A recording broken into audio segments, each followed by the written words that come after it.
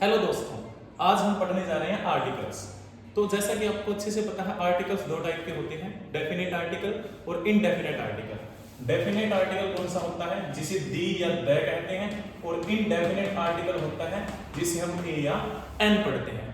तो सबसे पहले आपको अच्छे से पता है हम एन का यूज कहाँ करते हैं, जहां कोई सिंगुलर काउंटेबल नाउन यानी एक वचन गिनी जा सकने वाली संख्या हो, जिसे हम एक के रूप में व्यक्त करते हैं कि वो संख्या एक है, सिंगुलर है, उसमें हम साउंड चेक करते हैं।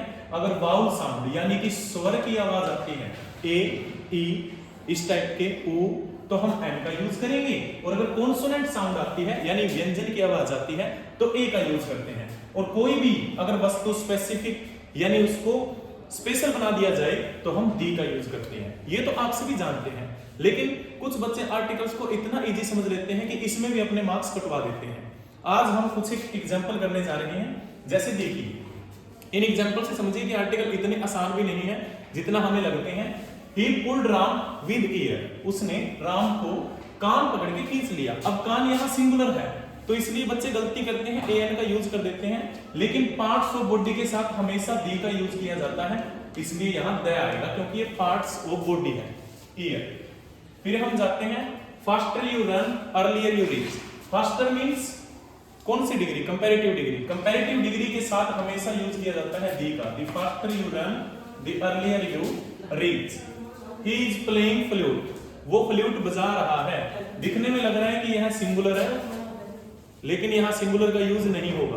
क्यों? क्योंकि फ्लूट एक म्यूजिकल इंस्ट्रूमेंट है और म्यूजिकल इंस्ट्रूमेंट के साथ दी का यूज किया जाता है, इसलिए हमेशा दी।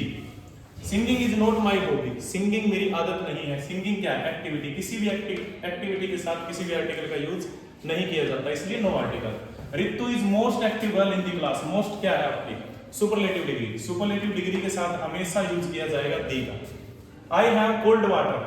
कोल्ड वाटर, वाटर क्या है आपका? अनकाउंटेबल नाउन, और अनकाउंटेबल नाउन के साथ आर्टिकल लगाया ही नहीं जाता। This is X rays machine. अब दिखने में लग रहा है प्लूरल, और प्लूरल के साथ एन लगता है नहीं आएगा, लेकिन ये नाउन है ही नहीं, एडजेक्टिव है। नाउन यहाँ है मशीन, तो मशीन को देख के हम यूज करेंगे एन का।